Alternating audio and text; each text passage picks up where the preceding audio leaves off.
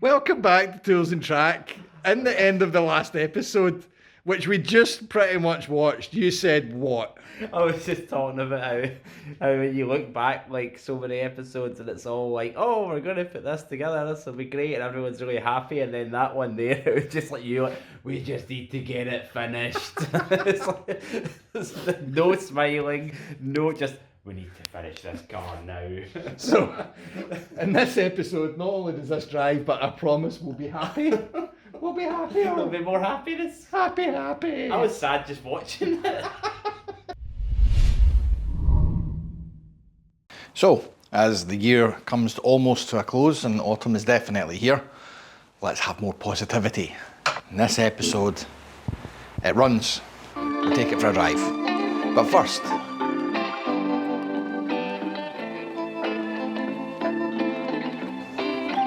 let the Tetris begin.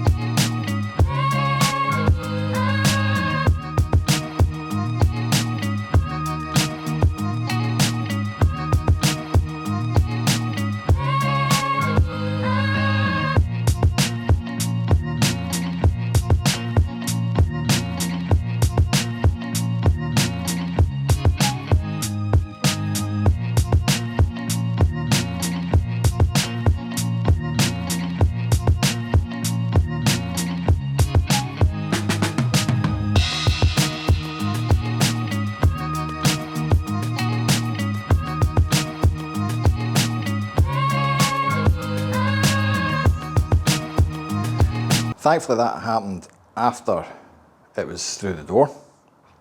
Don't seem to recall designing in an automatic lowering feature on that trestle, but Well, the good thing is, like, this proves it's not just engineered drama, like the actual drama happens on this channel. But now I have the interesting task of getting that half buggered trestle out from the car where it sits. And we won't be using that again. So I have said a number of times that I was concerned about the weight on that guy. It was designed really for the chassis without the engine for me to build it.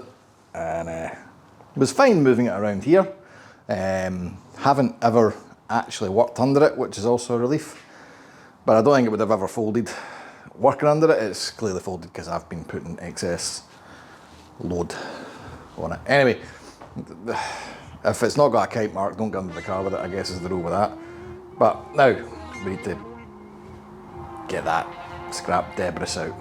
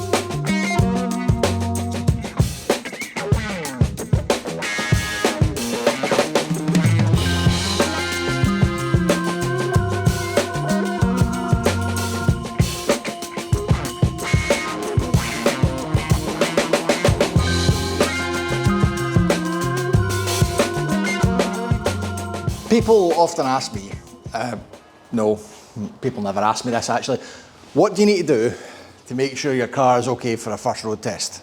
Simple answer, this. So checked all the bolts tight, front to back, every bolt. I made sure all the panels that I've had to attach are nipped up. Left the bonnet off. If there's going to be a fire, I want to put it out quick. I have hoovered out all the inside because any rattles, I want to make sure I know they're coming from something that matters and not some stupid feckin' bolt I've left in there. I have secured the fuse box, as you can see, up out the way. I have secure terminated every wire as best I can, by which I mean I've crimped. There's nothing twisted, nothing taped, nothing that's going to sort of loosen off and cause it to cut out. And the exception of one, actually. I have 6mm gauge that I don't have crimps for it, but at least I know if that one goes, it's the only one. We'll get a crimp in that in due course. So, all that remains, and guys, everyone who's stayed with this project from day one, this is what it's been for. All that remains now is to turn the key and see if this bag of steel drives. And yes, I am nervous.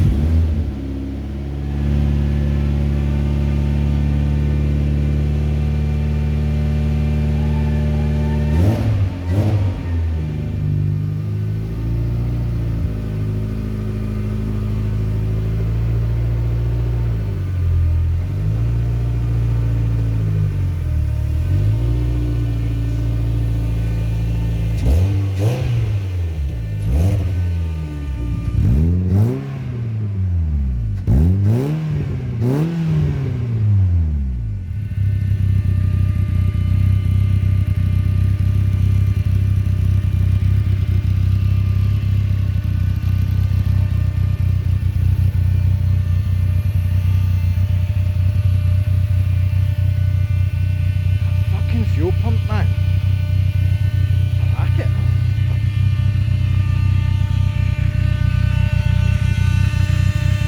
Good God.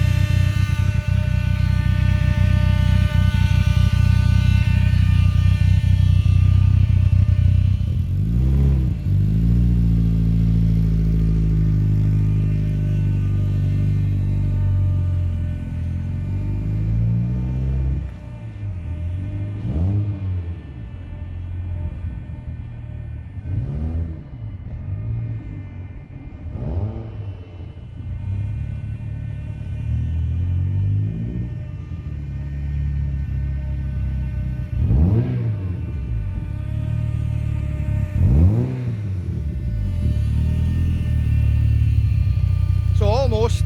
Interesting problem number one, it doesn't actually have any power. When I bring the clutch up,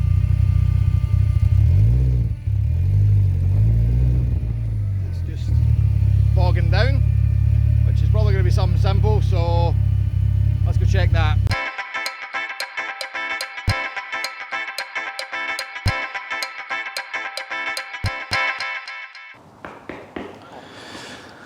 That was somewhat anticlimactic. However, let's keep it positive. Like I say we were going to do. That car just drove out here, down to the end of the street, reversed back and went in. It starts, it stops, it moves, nothing fell off. That's good. To be fair, in this episode, the best I was going to hope for was little more than that. All I wanted to do was make sure that there was nothing critical that was not right with it. We weren't exactly going to be doing a 100-mile round trip to test it out. So in a way, I've achieved that. Now, we do have a problem. That car is bogging down. So when I'm putting the throttle down, it sounds like the engine revs and it's fine. But as soon as I lift the clutch and actually demand power from it, it just goes off the top of my head. Diagnosis with absolutely no verification is as follows. It could be the noisy fuel pump, which we've heard howling. My God, I don't know what's wrong with that, but I can't think that's normal. I might be making enough fuel pressure for the engine to idle, but not enough for it actually to go anywhere down the road. Similarly, remember we got caught out with this? I have been guilty of having numerous different revisions of MX-5 kicking around in spares. Have I put something on this engine which is not designed for it? My first and possible smoking gun would be airflow meter. Remember the MX-5 that I do have no longer requires that. Have I put the wrong one on? Similarly, loom disaster. Is the loom looking for something that's not attached? Have I missed a wire? Is there something that this ECU goes, why is that not there? And it's cutting power to the car so it can't move?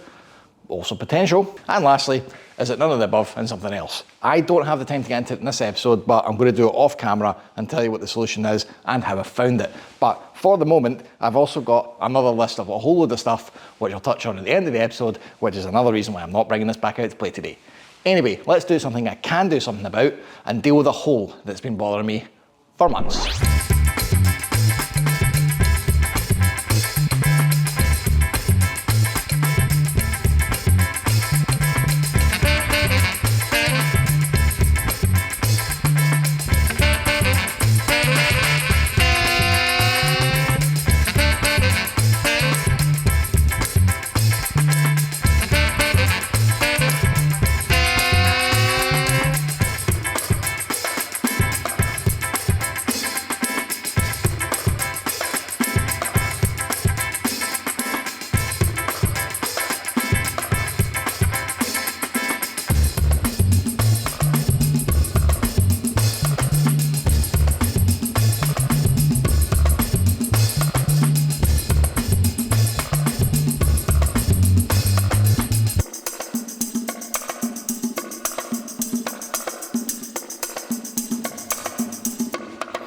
You know, this has got a really high chance of hitting the blooper reel when I start the dialogue by saying, this is probably going to work. Now, it probably will work because I've done what I've done before when I've had to form glass fibre from the start. So we have our template. As you can see, I've added a wee bit extra on the lips because we will have to trim this flat to fit the bonnet. Now, this is the shape I want, which is, as you can see, the side of a 5 litre wheel wash jug. Right, so what we've done, lots of tape on the inside. This means that whatever I put glass fibre here will not stick to this. So when I pull it out of this form, the tape will come off, get pulled away, and then I'm just left with a glass fibre mould. Now, I'm putting it inside because I want the mould to be as flat as possible on the outside. So when we bond it onto that, it's minimal filler. It doesn't really matter what it looks on the inside because that won't be seen. Now, obviously, if this doesn't work, I can always take this down to Huggy Lock, put a wee motor in it, and win the remote control boat championship. But hopefully it won't come to that. Glass fibre.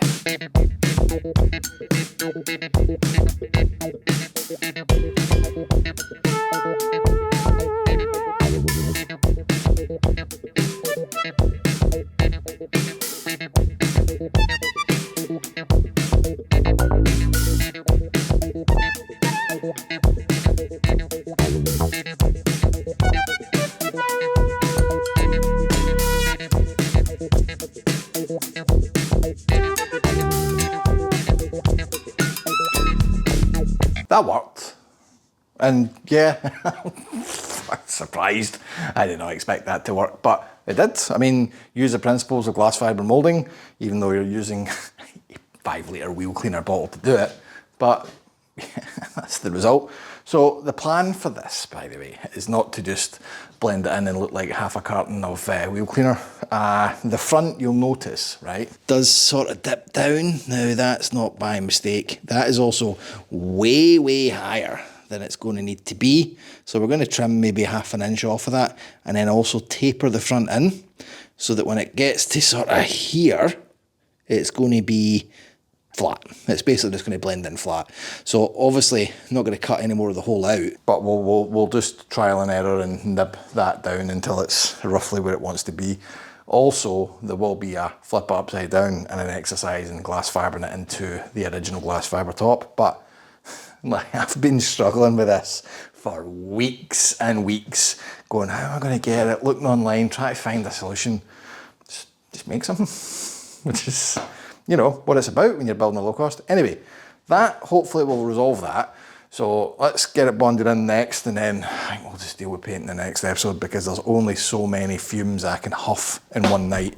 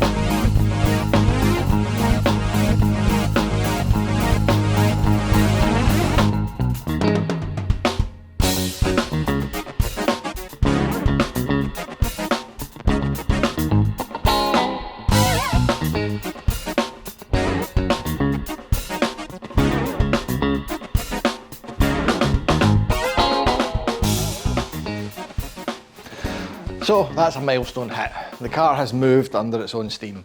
Not particularly far and not without its own issues, but we've got to keep positive. We did make it move. So the good thing about it is it very quickly identified some further issues that I'm going to have to deal with.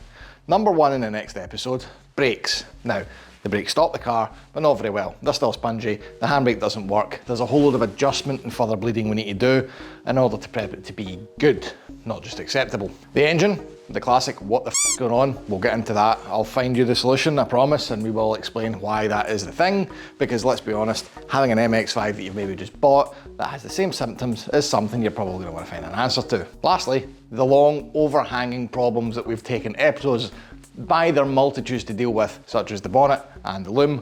They will be completed next episode, so we no longer ever have to discuss it again. That just leaves me with the final dressing and snagging list. That is all that stops this being used in anger, i.e. maybe even second gear.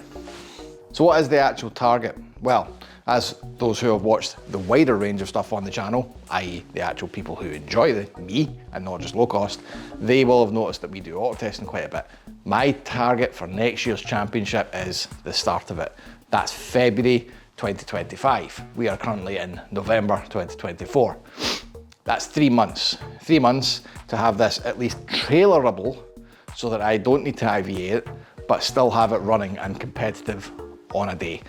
Will we get this? I don't know, but I've got to have a target. Now, I often say don't set targets, but we're so close to the end, there's no harm in it. And I reckon 3 months is easily enough window to get this in a place where I can just use it without having something that's going to stop it running. Do you reckon I can do this? Let me know in the comments below. But before you bugger off, I know we're going to do the light bell share thing, right? I'm not going to say that. If you're here, you've been here for years, I get it. Could you please share this on Facebook? This episode, just this one. Just let people know that this thing's out here. I keep saying this, nobody ever does it. If you do it, there will be a tangible physical prize in it for you, i.e. you could win something just by sharing this video and tagging me on the Facebook Tools and Track channel in it to show me you've done it. I'm not even going to tell you what it is, let's just see who the fans are. Get it done and I'll tell you all about it next week. But until then, like, bell, subscribe obviously, patreon.com/toolsandtrack, and drive safe. If, that is, you can make it drive at all.